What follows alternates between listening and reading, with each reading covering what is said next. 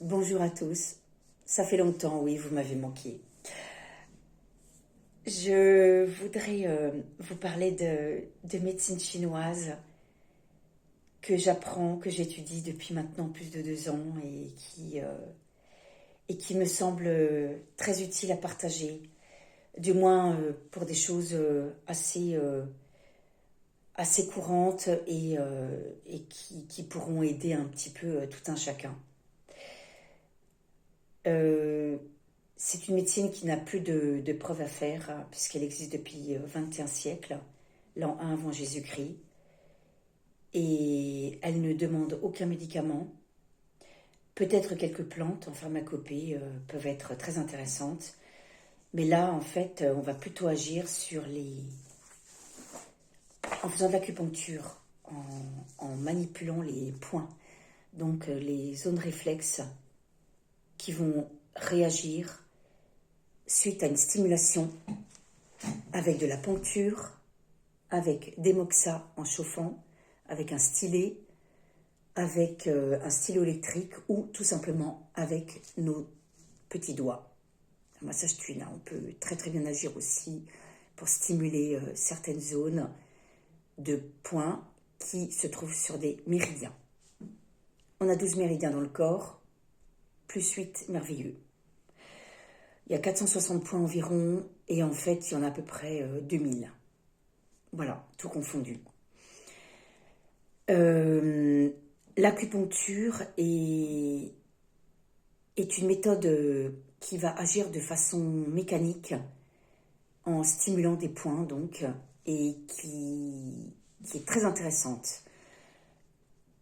On peut agir directement sur des points, sur les organes grâce à des points choux ou à distance grâce aux points de méridien qui sont reliés à des organes. Alors, en médecine chinoise, on privilégie le préventif, mais on fait aussi du curatif, on fait les deux. On va éviter des cancers. Un cancer, c'est une stagnation de chi, d'énergie. Donc le chi, c'est l'énergie. Et on peut très vite se bloquer de l'énergie par un événement choquant, par une tristesse, par une émotion qu'on ressent. Et il est bien intéressant de comprendre ce qui se passe pour s'éviter de tomber malade et d'avoir des stagnations de chi, etc. Donc en acupuncture, quand il y a une stagnation, on va pouvoir redisperser, relancer les énergies, tonifier, etc. de façon à rectifier la stagnation ou ce qui se passe, hein, le trop-plein, le vide, voilà. Donc il y a énormément de choses. On va regarder la langue, on va prendre les 6 poux des organes qui se trouvent sur les poignets, 3 et 3 de chaque côté, qui agissent sur le chi et le sang. La langue va nous indiquer énormément de choses, puisqu'on va voir se refléter tous les organes sur la langue. Le reflet des yeux indiquera également des choses. La peau, la tonalité, la tonicité, l'affaissement des tissus. Après, on a le domaine des humeurs d'une personne qui indique énormément de choses aussi. Et donc, alors, moi, je ne vais pas vous faire les 8 ou 9 années de cours de médecine, hein, je pense que ça n'a aucun sens. Mais par contre, je vais vous parler au travers des saisons des organes qui sont en lien et de l'alimentation qui peut être en lien, de ce qu'on peut faire pour rectifier par soi-même facilement. Donc, je pense que l'idéal, ce sera peut-être quelques interactions, des questions, etc.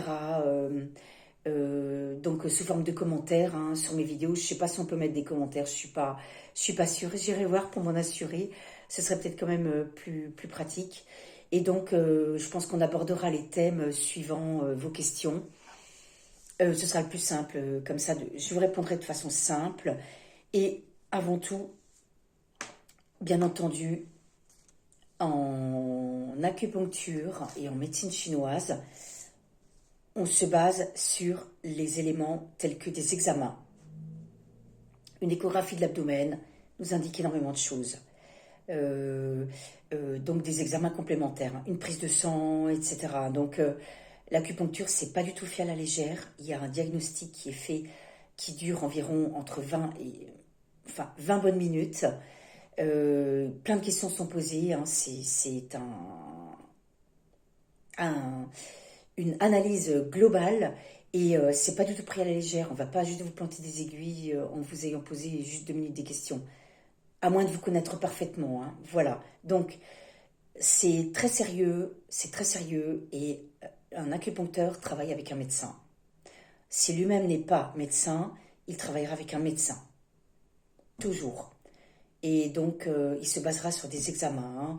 Quand il y a des choses graves, on le voit sur la langue, on le voit sur la façon de prendre le pouls, va nous indiquer énormément de choses. Le regard, ce que le patient va nous dire, etc. Donc, c'est très, très, très sérieux comme discipline, hein. Donc, voilà, encore une fois, c'est une médecine qui n'a plus à faire ses preuves. Donc voilà, donc je commencerai, donc là on est dans la saison du printemps, qui a commencé le 4 février, printemps en médecine chinoise, qui a commencé le 4 février, et donc je vous parlerai d'abord du méridien du foie et de la vésicule biliaire, qui travaillent conjointement et qui sont sous les feux de la rampe actuellement, hein. Donc il y a énormément de choses à faire pour être en pleine forme, et pour éviter de prendre des médicaments, surtout éviter de prendre des médicaments qui abîment toujours quelque chose au passage. Donc n'oubliez jamais ça, c'est pas anodin de prendre un médicament. Si on peut s'en passer, on s'en passe. Voilà. À très bientôt. Au revoir.